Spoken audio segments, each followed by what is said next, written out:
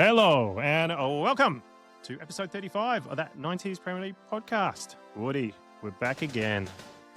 Does it feel like we've been gone for a while, or have we just been recording weird dates? We had one out last week. Just a bit of insight. We don't speak throughout the week, do we? We just this is the only day we speak. We're silent throughout the week and then together. So I don't even know what we didn't even talk about what the episode is, mate. So I don't know. No, I'm joking. We've got a good show lined up, haven't we? Yeah, we usually just do. How are you anyway? You good? Yeah, good, mate. In full Christmas flow. You know, it's getting cold, wet and windy here. The football sleeves are long. You know, the Under Armour is on. Vicks Vapor Rub on your chest. What about you? Jeez, that sounds grim. First day of summer today, mate. 38 degrees. Did you say degrees? Oh, here you go. Wednesday special. So, part of the awful planning from my part there, I was like, Jonesy, did you say degrees? Mark degrees. Oh, been calling out for this. 38 degrees today, mate. That's disgusting. Oh, yeah. And here's me drinking a coffee. Yeah. Horrible. I've got a beer, mate. But yeah. Cool. Looking forward to this one. What's it about, mate? Oh, I think I've got the brief right. It's our 5 favourite Premier League games in the 90s. Yeah. Do you know what? It's coming to the end of the year. It's award ceremonies. It's recognitions. It's all this sort of acknowledgements. And do you know what? It's about time we started talking about the best games of the Premier League during the 90s. So for any of you guys that go, oh, don't forget 2001. No. We are talking Premier League 90s. So hold on to your hats. And I'm even more excited about this one because usually we share a list or something together because obviously I do graphics behind the scenes. I don't want to know what your list is because I want to be surprised for once. We have gone full Cilla Black blind date today, James, haven't we? Yeah. So, today's format of how it's going to work, mate. Tell our beautiful listeners how this episode's going to play. So we're just going to go through our list, aren't we? And hopefully we haven't kind of matched. I don't think we will. I think we're doing quite all right. We have been testing each other. So, guys, we do talk. We talk every day. So, our WhatsApp chat this morning, we are kind of testing the water with each other a little bit, though, aren't we? Like, got any Liverpool? Got any Wednesday? Got any this? So, I think we are on the right tracks, and I'll be surprised if we do. However, we did say that this was going to be quite a tall order because there have been loads of games that have been colossus over the 90s. Yeah. And games that you might not deem as high scoring, but still a classic. Yeah. Am I right? You are right. And just put it out there as well before anyone kind of goes, oh, where's this game? Woody said, no 4-3. Liverpool, Newcastle. Thank you for reminding me. Yes. So that is not on my list. So before people go, what about the 4-3? Oh.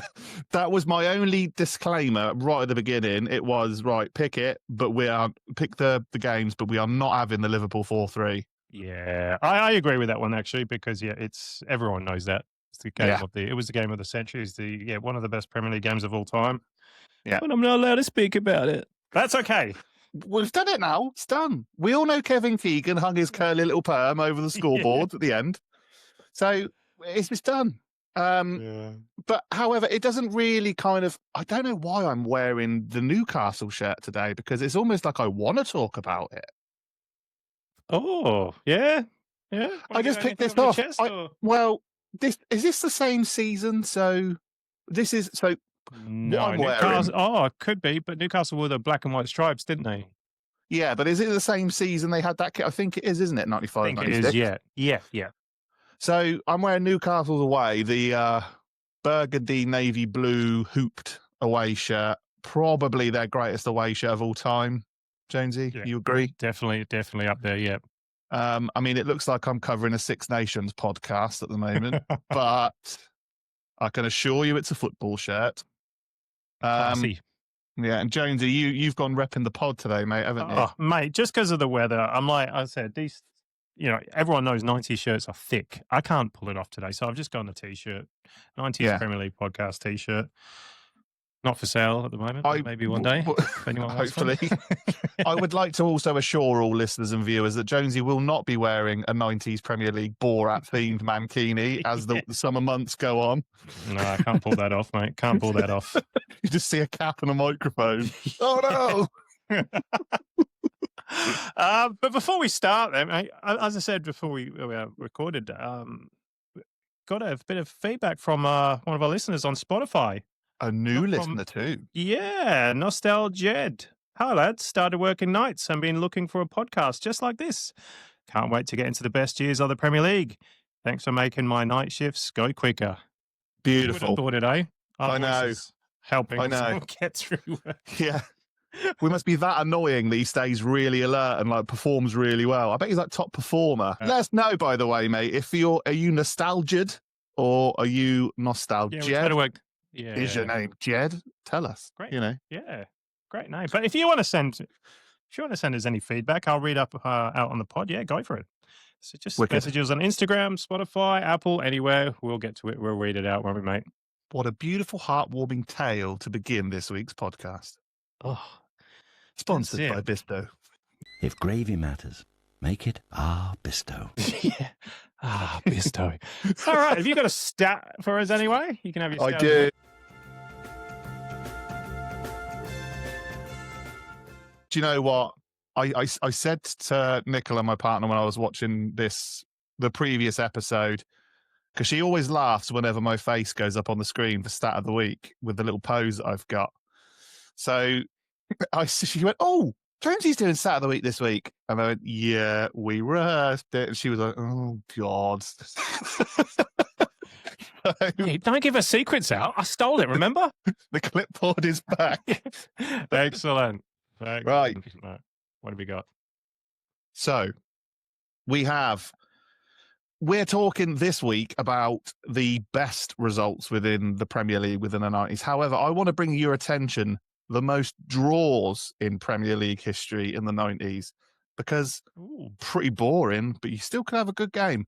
Now, I want to apologise to Sheffield Wednesday fans and Leicester fans here, because you have been highlighted in this stat of the week. So bearing in mind, you have 19 home games a season, right? I mean, obviously, earlier on in the early 90s, you probably had a little bit more because there was more teams. Yeah. However, Sheffield Wednesday and Leicester both are in the stats for the most home draws in Premier League history in the 90s, with 10 apiece. Now, Sheffield Wednesday drew 10 games at home during the 96-97 season, and Leicester drew 10 games at home, Filbert Street, in the 97-98 season.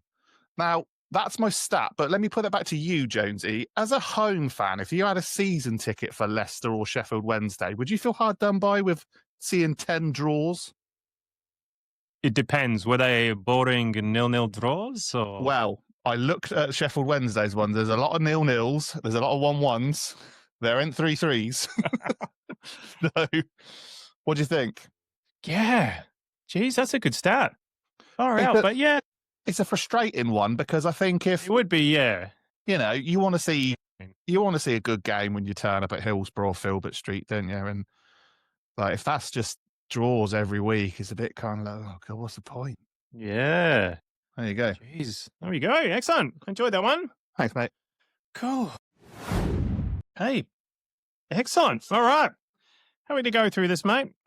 Well, I think you should go first, as I just did start of the week. So Are we going to go chronologically with this in terms of early first? Yeah, well, yeah. We can. So the rules of this are, guys, that we have gone from obviously 92 to 99, including the 99-2000 season. Don't worry. I was going to say, any 2000s in there? Oh, God. So, yeah, we have included that. And again, the rules are that it didn't have to be a high-scoring game. It didn't have to be anything controversial. One, it was down to our memories of what we loved, right, Jonesy? Yes. And what we kind of associated to what would classify as a classic. So, absolutely. Jonesy, my friend, over to you for numero uno. What? Did you say it doesn't have to be high-scoring games? 7-7. Well, I've gone for a 3-3. Beautiful. Beautiful. Tuesday, the 4th of January, 1994, Liverpool 3, Manchester United 3. Do you have that on your list? No, but do you know why I didn't put it on the list? Is because I think you've got it tattooed somewhere on you, like the 3-3. It's the game you always go to, isn't it? It's the ultimate game. It's beautiful. Yeah. Look at those two kits as well. Oh. It's just the best colouring matchup, isn't it? It's a great game. Yeah, night game as well, wasn't it? But also, mate, who puts a Liverpool Man United derby on a Tuesday night? You know what? That was what I was thinking when I was doing my research. Ew. I don't know how that happened. Yeah. Yeah, but yeah, I just remember watching this on Sky. Probably one of the early games I watched on Sky, and yeah, it's one I still go to sometimes because the full game's on YouTube. Anyone wants to watch it, and it's still a cracker. Mm-hmm. So, Steve Bruce headed in after 9 minutes to a Cantona cross, your favourite player. In between, he was in between Barnes and Julian Dix, Steve Bruce. So he squeezed in between those two and headed it in. A rose between two thorns. Yeah, 20 minutes later, Giggs chips Bruce Grobbelaar from outside the box. Remember that goal? Yeah, I do. He just stands there, doesn't he? Yeah. Was this one of the games? I'll get to the Irwin game. Was this one of the games that came up for Bruce Grobbelaar match fixing? Remember? Yeah, I'm not sure. I think you might be on the right track with that one because it does look a little bit kind of like not guilty, obviously. But yeah, you've heard it here first. Yeah, leave us alone, Bruce. But yeah, it was a bad pass from Redknapp to Michael Wright, and Giggs took it and just lobbed Bruce Grobbelaar. And then 4 minutes later, so it's just all happening. 4 minutes later, a brilliant 25-yard free kick from Dennis Irwin to make it 3-0. Another one where Bruce just stands there. 3-0 as well. So that's all in the first half? Yeah. 24 minutes. 24 minutes? Liverpool, you are ruled out of this game. How did this finish 3-3, Jonesy? And I like in the commentary as well. So in the free kick, Andy Gray said, this is the first time he's ever seen a free kick from outside the box, and United don't have a player inside it. Say that again. That's the first time he's ever seen a free kick outside the box. And there's no player inside it. There's no Manchester United player inside the box. So it showed how much confidence they had. Well, he could strike a ball, though, Dan, couldn't he? Good old Dan. Yeah. And then 1 minute later, Nigel Clough hits the ball outside the box past Michael, 3-1. Do you know, is it the Adidas Questra ball that was used? I think it was, yeah. I think it was. Oh, even better. Like Cloughy hitting that. Oh. And then, in the 38th minute, Bruce wins the ball from Rush, but the ball hits Keane and falls into path of Clough. 3-2. All in the first half. That's crazy. Yeah. And then the famous 79th minute, the cross from Bjornaby to Ruddock, who headed past Michael, and Ruddock looked like he had a concussion. Remember, he's holding his head. Yes, yeah, because they were all jumping on him, weren't they? Straight afterwards, and he was like, kind of.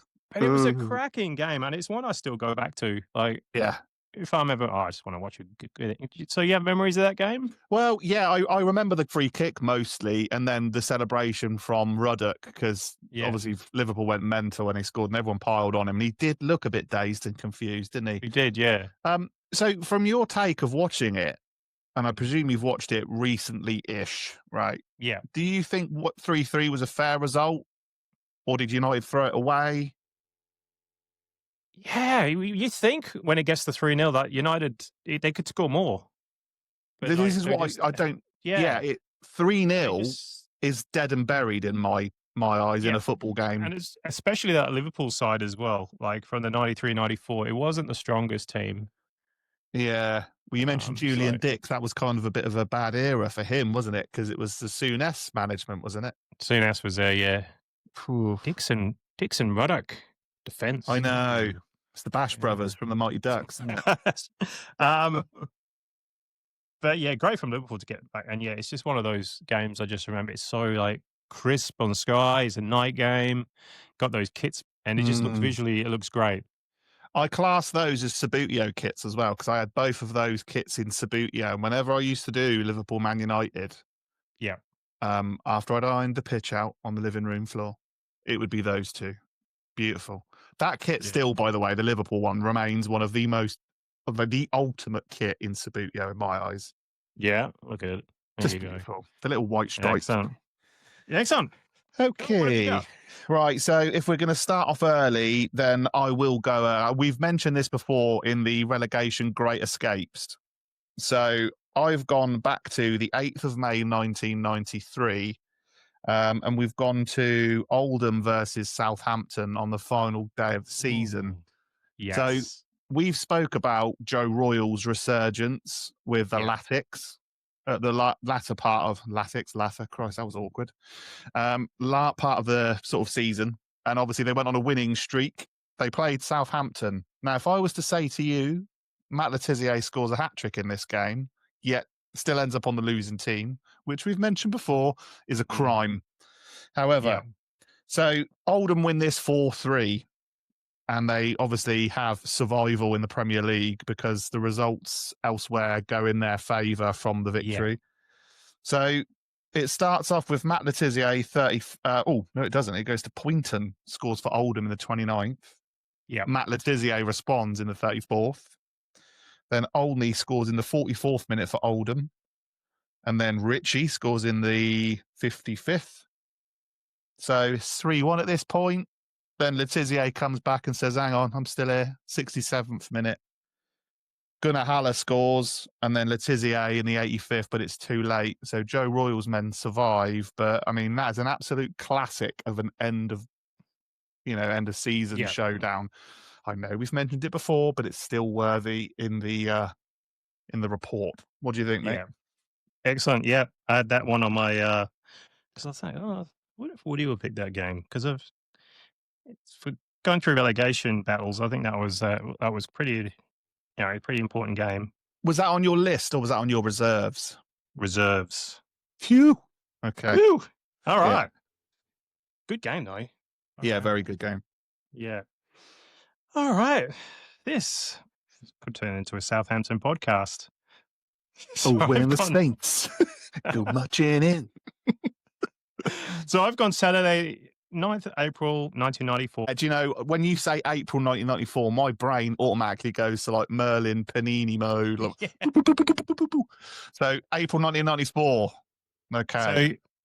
So I've gone Norwich 4, Southampton 5. We've got Gaz coming on the podcast soon as well. We should keep this from him. Yeah. Oof, Norwich. Yeah, Norwich 4, Southampton 5. So I put this one on my list because I remember, I think I watched this on Match Today, and getting into football, obviously early 90s, I don't remember a 5-4 game. So it's like a novelty. I mean, you don't get one every week, do you? And I remember watching it, and it's still on. You can watch the game on YouTube, and it's just a cracking game. So Norwich scored first after 37 minutes when sub Mark Robbins slammed a left foot shot past Dave Besson. But then Norwich's Robert Olthorn, he was the one that I had Premier League stickers of. Yeah. Copies, yeah. Yeah, he deflected in Neil Maddison's shot just before half time. So it's 1-1. So 10 minutes after the restart, this is how crazy it gets. So 10 minutes after the restart, Southampton find themselves 3-1 down for Jeremy Goss. Headed it after a brilliant cross. And then soon after that, Chris Sutton added another. Chris Sutton was so good for Norwich. In his long sleeve with his 22 on the back. Curly mop. Yeah. Yep. So he had another. So it was 3-1. So now Matt Le Tissier pulled a goal back with a left foot shot inside the far post. Then 5 minutes later, he converted a penalty. It's turned into the Matt Le Tissier show. Then after that, that was 3-3. Then Chris Sutton restored Norwich's lead 4-3 with a header. Then Matt Le Tissier made it 4-4 with a far post. Do you remember Matt Le Tissier scoring headers? No, I don't. But I remember this now because now you're saying it, right? Is this when Alan Ball kind of took over at Southampton and gave them the kind of lease of life? Yeah. Yeah. So Le Tissier made it 4-4 with a far post header after 72 minutes. And then 90th minute, a Le Tissier corner headed in by Ken Moncal. The 90th minute, 5-4. Remember Matt Le Tissier corners? The way he just used to glide the ball like... Yeah. Yeah. It was like he didn't have much of a swing. It was just like a kind of a clip, wasn't it? Yeah. Like how he hit it. Yeah. Beautiful striker of the ball though. Oh. And if you had a player that could change a game, which I don't think there are many in the Premier League that you can rely on just one player, but Southampton kind of had Le Tissier, didn't they? Yeah. He was their Arsenal, wasn't he? He was always in the background. You spoke about in the last game, he scored a hat-trick, didn't he? That's incredible. So he scored a hat-trick in this one as well. But you can see, though, that like if Alan Ball said to him, look, give the ball to Letizia, he'll do the rest. Because that's what the outlook was, wasn't it? When obviously he came back into the squad. 5-4 away. Unbelievable. How do you think after watching that when, after 10 minutes after the start, Norwich are 3-1 up, you think, okay. Yeah. There you go. What do you prefer? 5-4, 4-3? Oh, I like a 5-4. I mean, there wasn't many of them, was there? You don't really see the 5-4s. I mean, the 4-3s are a classic. That's a close game. But you don't see many 5-4s. I like the numbers 5-4. It's nice. Yeah. Yeah. Sorry. And it was just one that came to my memory. I just remember watching it on Match of the Day, just being amazed, going, 5-4. Yeah, you're making me want to watch it now. Yeah, it's plenty on there. Yeah. Cool. All right. What have you got, mate? Okay, right. So let me go back into. We're taking a trip to 1997 now, Jonesy, and I asked you about 5-4s and 4-3s. This one's another 4-3. So this is the 8th of November, 1997 at Ellen Road. It's Leeds versus Derby. So we have the end result is Leeds 4, Derby 3. However, Derby took a 3-0 lead at Ellen Road in the first half. Right? So if it was, I'm going to correct myself. They took a 3-0 lead in the first half, but Leeds got 2 back just before the end of the first half. Okay. So Derby were wearing that beautiful Puma kit that we spoke about last week, which was the yellow and blue. So Dean Sturridge scored in the 4th minute and the 11th, and then Asanovic scored a penalty on the 33rd minute. There was a quick reply from Leeds at the 37th minute, which was Wallace, and then Kewell gets a goal in the 40th. So I watched the footage of this. Leeds were absolutely dead and buried for the first half an hour. Like the crowd had just given up. Now it's so important that those 2 goals went in before the end of the first half, because that's a big mountain to climb. Yeah. However, so it's 3-3 all the way through to at the 82nd minute when Jimmy Floyd Hasselbank puts in what I would deem as the coolest penalty you will ever see. It's like he's playing snooker, right? So bearing in mind, this is the 82nd minute, Leeds are 3-2 down, and he literally just passes it into the corner past Mark Poom. It's a great penalty. And now the substitute, Jimmy Floyd Hasselbank, with a chance to make it 3-3. Then right at the end, you've got Lee Bowyer comes in with a thunder strike in injury time to win the game 4-3. Far out. Unbelievable. I mean, the resurgence from Leeds. I mean, they had quite a mixed bag of a team, if memory serves me correctly, but great finish. Absolutely. Oh, I like that one. I'm going to have to go back and watch that one. Yeah, I do, because it's one of those games where it's like a last-minute throw the kitchen sink kind of thing, and Leeds did and paid off. Excellent. All right. My next one. We're going to Monday, April the 17th, 1995. Another Monday Night Football. Any guesses? Well, no. West Ham. West Ham. No. Coventry. Blackburn 2, Manchester City 3. Oh. Yeah. In the Blackburn winning season? Yeah. Wow. I don't think I do. Oh, mate. I remember watching it Monday Night Football on Sky. It was pissing down with rain. There was just like a mud pit in each goal area. And this is where Blackburn, if they won, they would have won 8 points clear. It would have kind of been early game over. Mm-hmm. Because I think that day or the Sunday before, I think Manchester United drew with Chelsea 0-0. Oh, God. So, right. Okay. Yeah. So everyone was thinking, the Blackburn Man City game, because it wasn't the Man City of today. It was Manchester City of, relegation battle, Brian Horton. How many are Rovers going to get?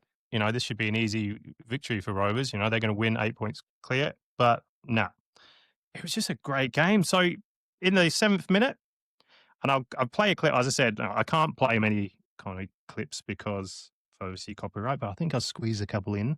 So 7th minute, Keith Curl passed the ball back to Tony Cohn, who had all the time in the world to clear it, but hits a shearer. I don't know if you remember this goal. There we go, I'll play it. Oh, Coton's kick has gone straight to Shearer. It's a gift. And Tony Coton was the culprit. Remember that one? Yeah, but also how painfully slow was Coton's reaction to it as well. Like, did you see like the state of the penalty area? Like it's a mud pit. When was that in 95? April, did you 95. say? April 17th, 1995. Wow. So that like, and again, that's kind of the business end of the season. So if you think like tension wise, Blackburn are getting close to it and they're kind of like, well, we've got to win. So pressure's on, isn't it? So it's quite a high stakes match. And I always like this game as well, but because I think they put it on Race for the Title VHS. Tony Gubber. Do you remember Tony Gubber? Tony Gubber, his commentary. Yeah. So I love this commentary in this game. So it gets to 32 minutes. This penalty, I've looked at it so many times. I don't know what happened. It looks nothing. I'll play it. It's like 32 minutes into the game. Ian Pearce tugged apparently at Niall Quinn and the ref pointed to the spot. Keith Curl scores a penalty, but I'll show you his commentary as well because it's so confusing. That's well delivered. Flowers is coming. The whistle's gone. Oh, it looks like he's given a penalty.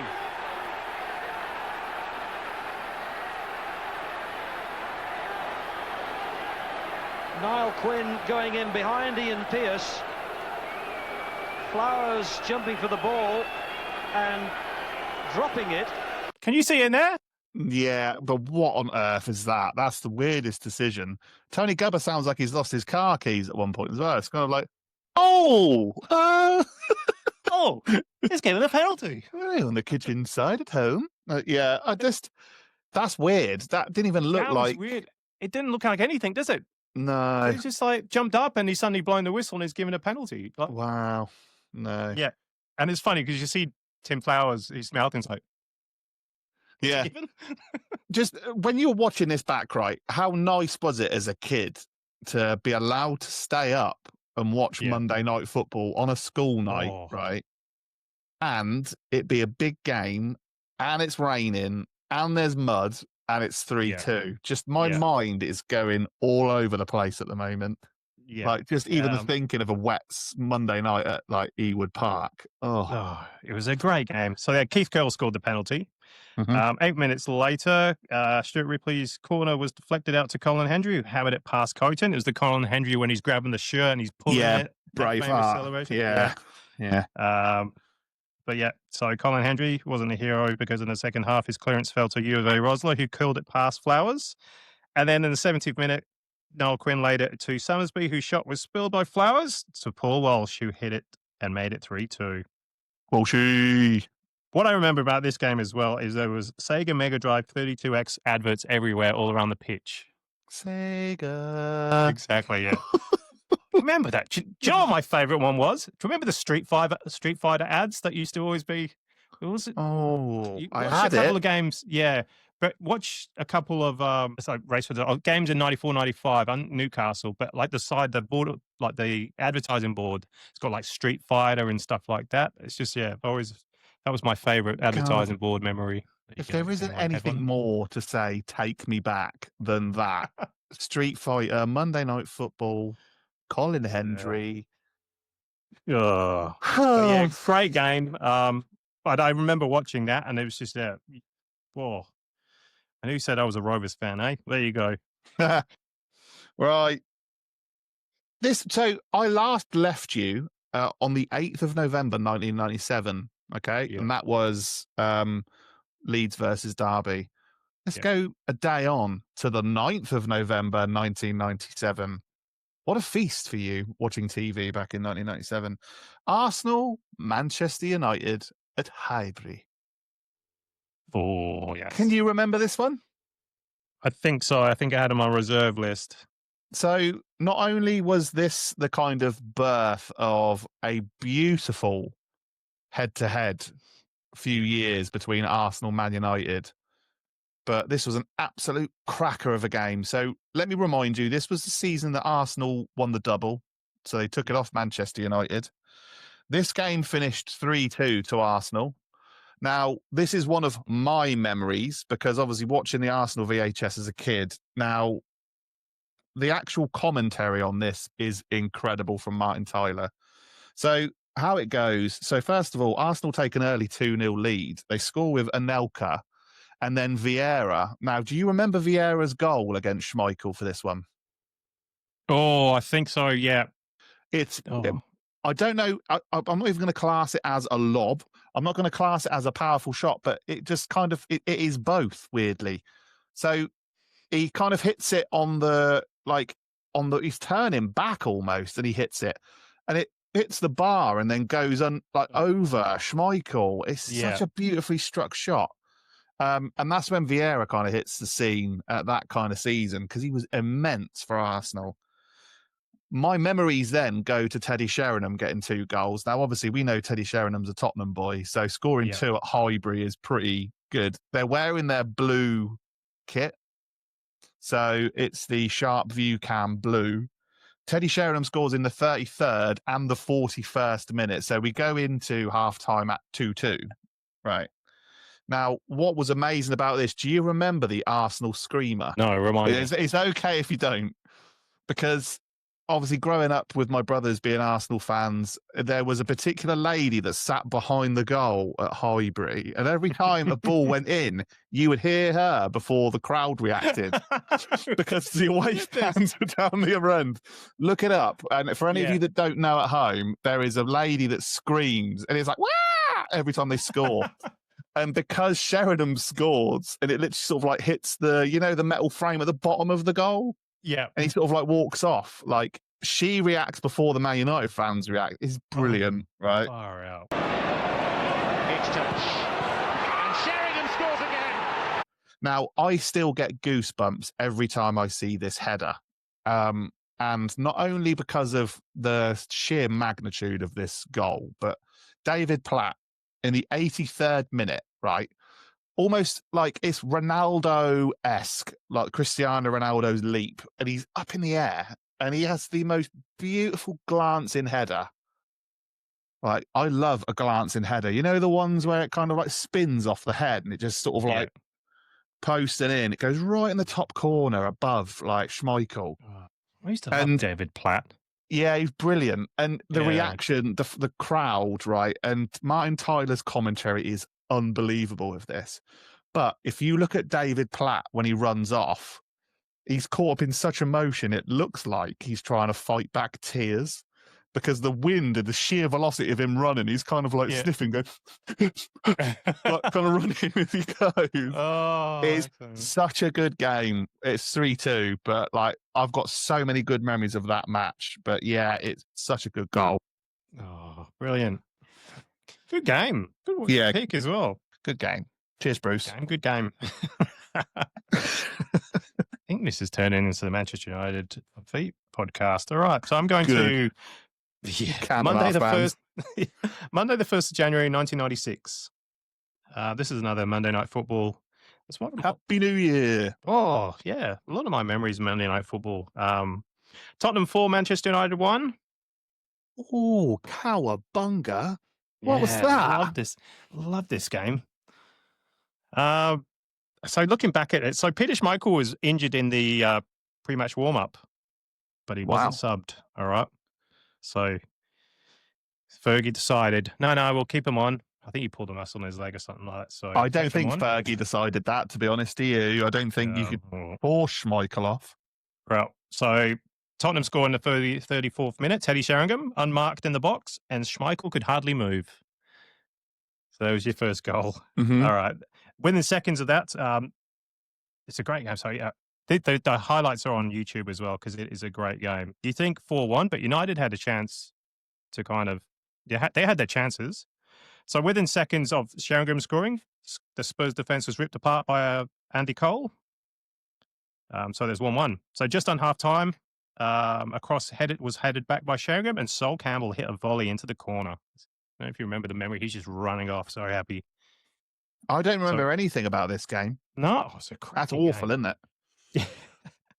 So 2-1 at halftime. Schmeichel comes off. Kevin Pilkington comes on. Sounds like Elvis Cridlington from Fireman Sam. Yeah. Kevin Pilkington, yeah. Not Carl. Oh, God. Oh, so maybe I do. Pilkington. Maybe. Yeah. Okay. So the 48th minute, Darren Caskey crossed the ball to Ronnie Rosenthal, who headed it to the far post. So Chris Armstrong with a diving header. There you go. Chris Armstrong and Ronnie Rosenthal up front. Yeah. Jesus Christ. And then the 65th minute, Chris Armstrong with a loop-in header from a Terry Sheringham was involved in a lot in this game. Mm-hmm. So there you go, 4-1 in the 65th minute. Schmeichel subbed at halftime. Fergie said it was a mistake playing him. And do you remember William Prunier? A French player. For who? For Manchester United. No, Man United. No, William Prunier. Okay, there's a story about that. So obviously, 95-96, Ferguson had a injury crisis. So Steve Bruce, Gary Pallister, and David May all unavailable. God. So he takes, and I didn't know they could do trials. So he takes William Prunier on trial, right? So Prunier's just bought himself out of his contract at Bordeaux, and he's joined Manchester United on trial. Oh dear, Pruny. Okay. What are you doing? So Ferguson had been looking for a continental style defender with good passing skills. So he plays his first game as a trial against QPR, and he does well with Gary Neville in defence. So they win that game because I think he assists Andy Cole for a goal. His second game, the Tottenham one, a disaster, and he never plays again. I'm not being funny, but that's almost like a Peter Odemwingie driving to QPR and not signing. Like, why would you give up your contract without a guaranteed contract at United? Yeah, so he's part of the makeshift defence that conceded 4 goals. And I did not know that. There you go. And he's been voted the 6th worst Manchester United footballer of all time. Oh, poor man. I actually feel sorry for him here. But it says, despite the defeat, Ferguson offered him an extended trial. But Prunier declined and decided he would look elsewhere. That's almost like Trevor Francis saying, I want to see you play on grass, Eric. But you think, I thought trialists play in friendlies and reserve games. Do you ever remember a trialist playing in a Premier League game? That would never happen now. Never. No, I've never heard of that. Yeah. So, yeah. And it was 4 years to the date when QPR beat Manchester United on the 1st of January 1992. Guess who's the QPR manager? Jerry Francis. I was going to say, Jerry, yeah. Strikes again. Yeah, 4 years later. Another 4-1 on a New Year's Day. Oh, yeah. The status quo mullet rocks on. Check that game out. It's a great game, yeah. And look up Prunier as well, because I had no clue. No clue. Little bald fella. Oh, God. Okay.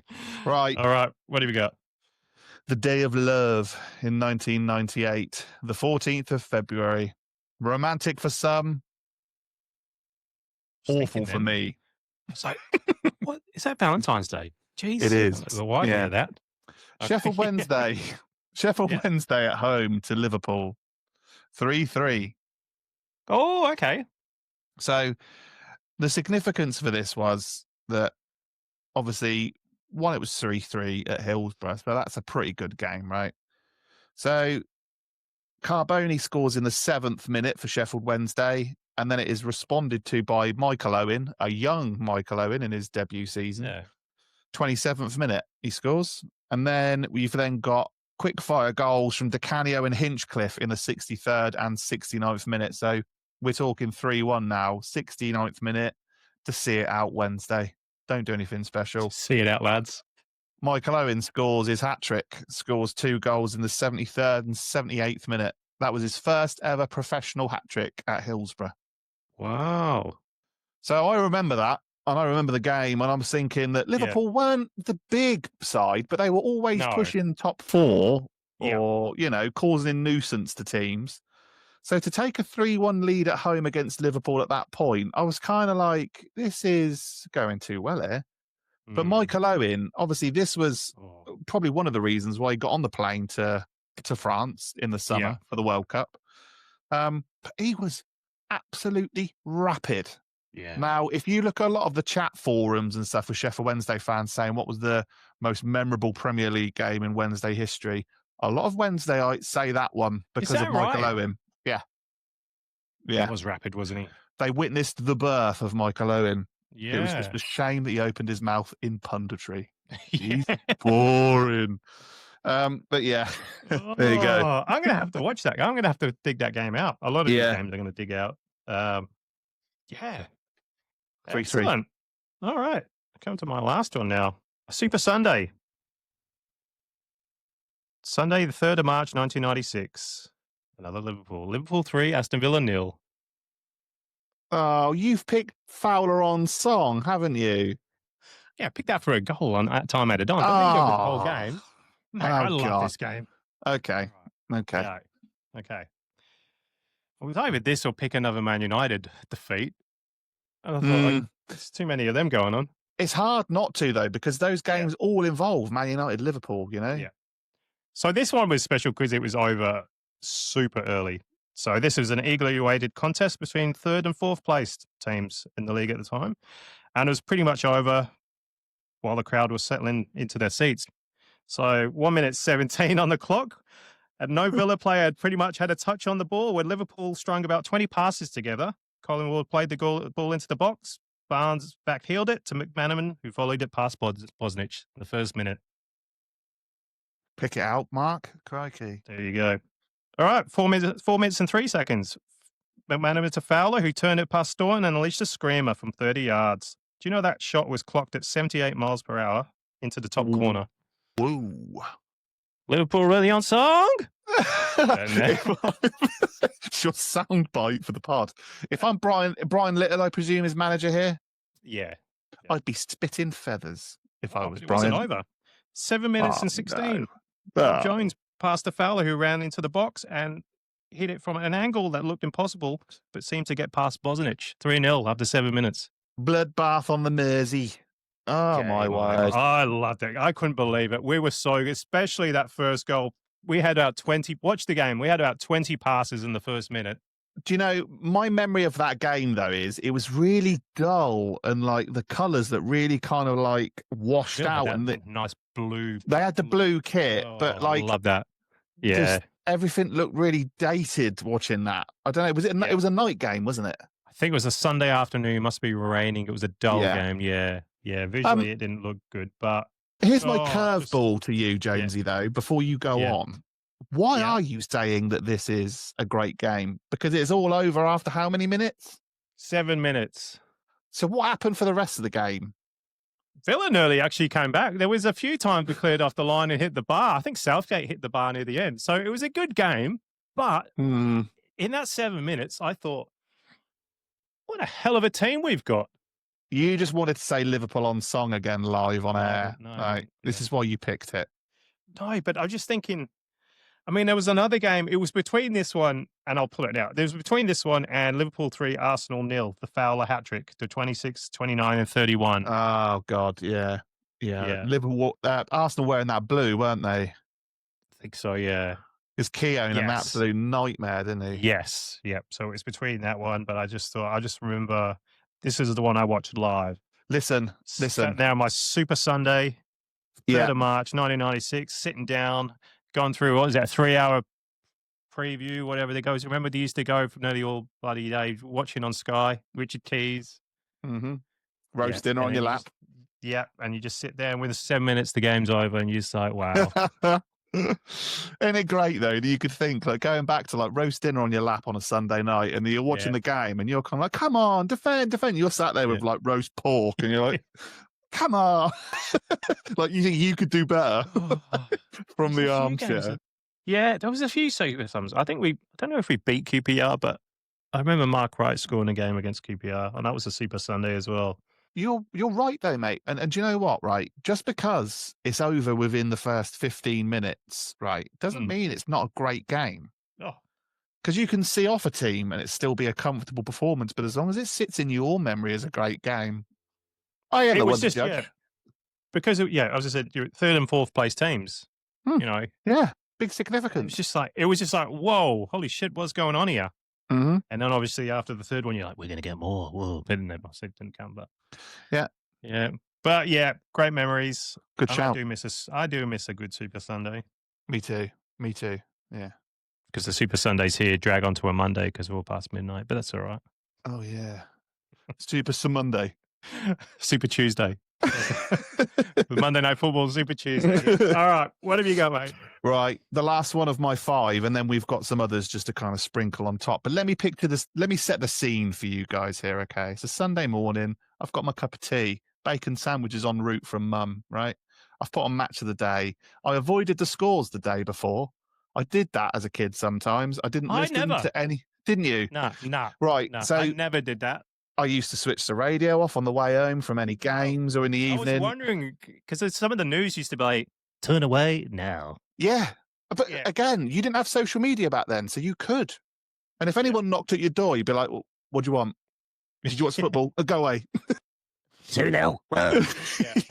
So as long as you did that and you just locked yourself away and watched Noel's house party on a Saturday night, they didn't talk about football.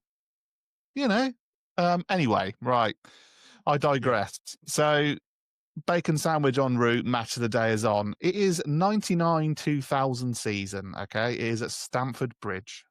Do you know where I'm going with this one, Jonesy? I think so, but I'm not sure. Go on. Let me give you a little bit more of a clue. The 23rd of October, 1999. It's wet. Lost me. No, There's rain. Must have been sleeping that day. It's the London Derby.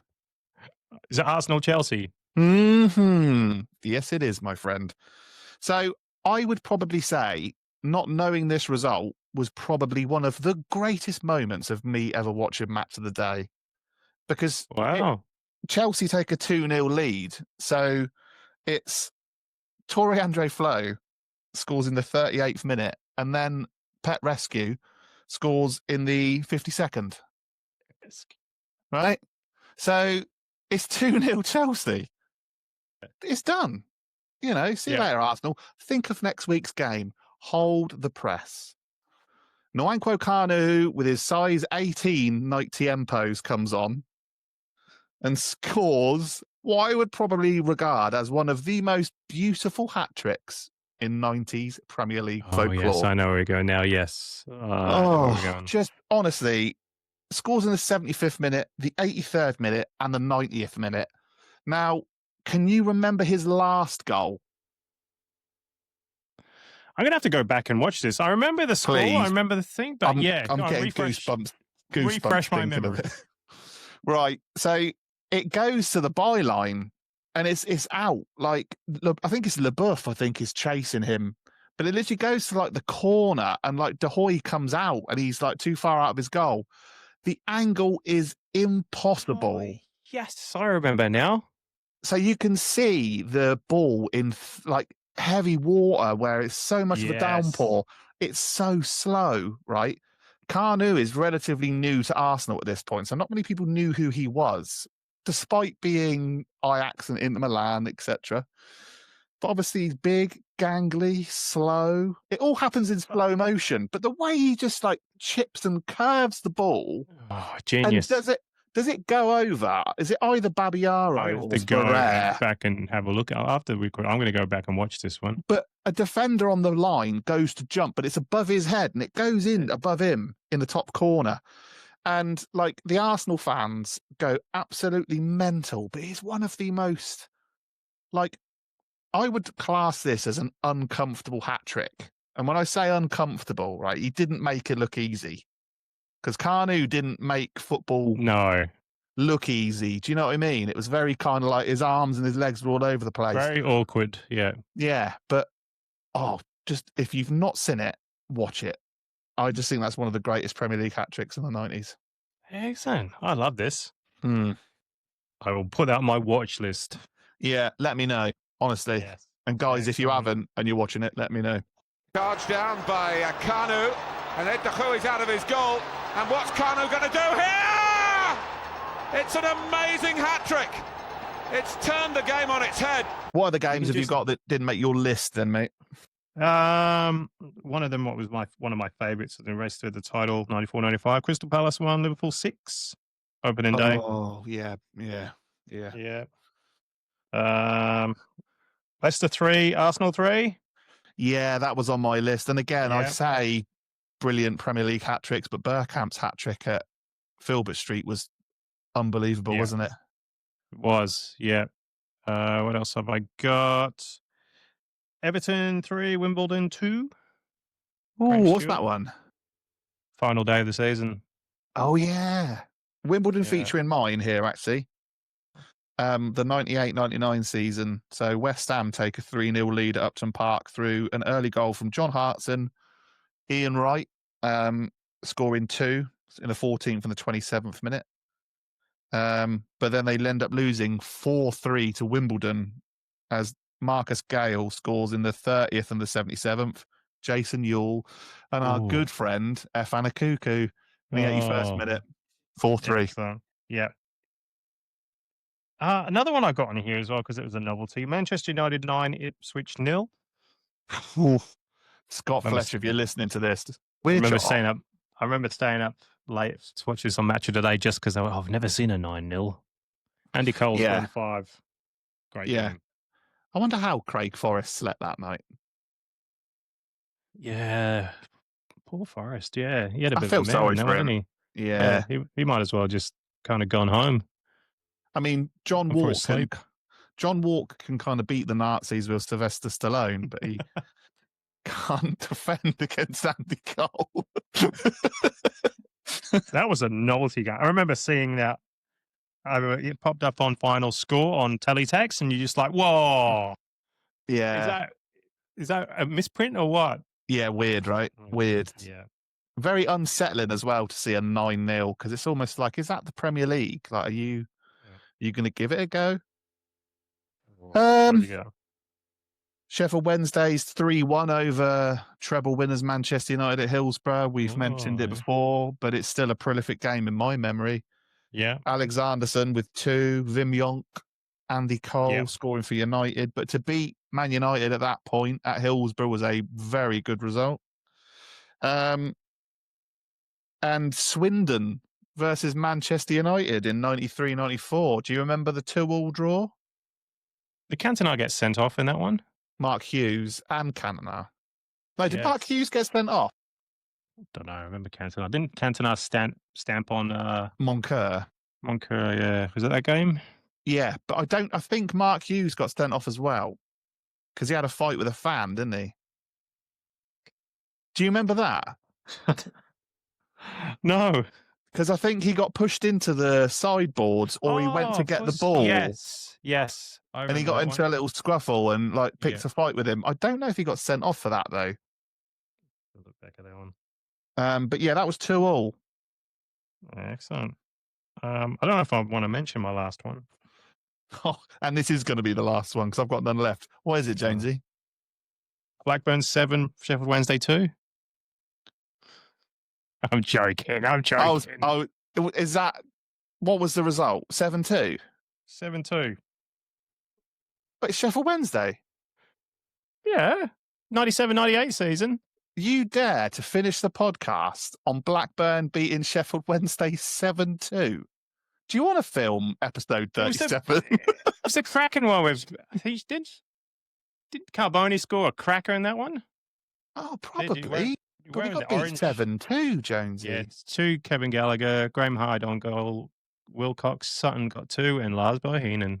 Oh. Come on, pick another one so we don't have to end on that one. What else did you come up on the top? Top of my head. Oh, there was a good game at Anfield. Liverpool 4, Newcastle 3. Do you know what we didn't mention, though? I put it on there as well because I think it was in the same bracket. Newcastle 5, Manchester United 0. Philippe Albert. Oh. My God, that was the last one on my list. Oh, there you go. Yeah. I knew. I had to throw that. That one I nearly put on there, but I was just like, I've got a Tottenham beating Man United 4-1 here. I don't know if... Again, though, that was like another wet, windy game, right? Because I can remember Albert. Super Sunday. Oh, yeah. I can still hear him going, Philippe Albert, and then the swoosh of the replay, and yeah. I remember that game as well, where they panned to Ferguson's face. I think it was a side-by-side kind of Keegan, Ferguson, a split screen, and Ferguson's face. I always remember that. That was one of those games where you couldn't wait to go to school the next morning because you had loads of Man United mates and you were kind of like, Newcastle. Yeah. Cracking game. Great shirts in that game as well. Yeah. Was that 5-0? 5-0, yeah. My mate Peacock score. I think he did, didn't he? I'm starting a dangerous love affair with Darren Peacock at the moment. He scored the first... Is this the third episode in a row I've mentioned him now? I think you did, yeah. So it was Darren Peacock, 12th minute. David Ginola, 30th minute. Les Ferdinand, 63 minutes. Al Shearer, 75. And Philly Balbert, 83 minutes. Was that the season that Newcastle run it close to the wire, or was that the one that United ran away with it? It was. Yeah, and United had a good team as well. They got Schmeichel, Neville, Irwin, May, Pallister, Ron Johnson, Nicky Butt, David Beckham, Karl Poborski, Eric Cantona, and Ole Gunnar Solskjaer. Wow. Jordi Cruyff, Paul Scholes, and Brian McClare on the bench. Yeah, again, it just goes to show, though, that you can get absolutely drummed but still come back and win the league. Yeah, and then that put, I think that was only in round 10 as well. So Newcastle on top with 24 points and Man United with 5th. Wow. Wimbledon 4th. Oh, geez. There you go. Well, okay. That is our view of the greatest games of all time in the Premier League 1990s era, Jonesy. How'd you find it? We could do another episode and have 5 of them all. It's a hard one. And I know the listeners are going to go, you forgot about this game. But, we should do the opposite as well, like the worst games. We should. I think there would be. 0-0s. Yeah. Well, yeah, there is 0-0s, but there's ones that could I can remember stuff that had the incidences and stuff that happened in it that didn't make it the game it should be. You can get I don't know. There's got to be some. Give us time. Yeah. Give us time. Yeah. Yeah, but obviously, if you've got any memorable games, let us know. Mm-hmm. Yeah. So what have we got coming up? Because it's approaching Christmas, Jonesy. Do we let the listeners know what's on our roster? Yeah, what have we got? So we've got a Corinthians one coming up soon, haven't we? Yeah. We've also got we're gonna do a Christmas Day, aren't we? Not filming it on Christmas Day, but we're gonna do our own Christmas Day. Yeah. So we come up with the idea, didn't we, where we're gonna give ourselves a little budget and we're gonna buy each other 90s memorabilia, shirts included. We're not actually going to physically buy them because Jonesy lives in Australia and he'll probably get them by 2028 if I send them to him. Yes, Australia Post are terrible here, mate. But we're going to give ourselves a mythical budget and we're going to try and buy each other a gift for Christmas. I better put my thinking caps on, eh? Yeah, that's going to be a good one. But I'm looking forward to the Corinthians one because we've got Gaz making a return from the time added on Norwich City fan, who is a Corinthians 90s Premier League fanatic. So we're looking forward to having him back. And also our first visit from Mr. Andy Flack, Custom Corinthians. Excellent. So which some of you may already know from his beautiful handiwork of repainting and restoring beautiful Corinthian figures. So we look forward to having that on. Absolutely. Jonesy, anything else you want to mention, my friend? No, just share, keep listening. All that biz. All that jazz. Yep. And and then obviously the Instagram, that 90s Premier League podcast. Yeah. Give us a follow. Yeah. Tell your friends. And where can they find you? Spread the word, our beautiful disciples. You can find me on Instagram only. WoodyW1988. Where can they find you, mate? I am football.jonesy on the Insta. And guys, like we said right at the beginning, thank you so much for taking the time to either put comments on Spotify, comments on YouTube, liking and subscribing, or even sending us a DM. It means a lot. The fact that you guys are listening, coming across the page, you're loving it, it means the world to us. So it does. Thank you. Thank you. Yeah, all right. We're done. And on that bombshell, so I think it's my turn to say goodbye, isn't it, Jonesy? It is. I will leave you the parting words for the audience.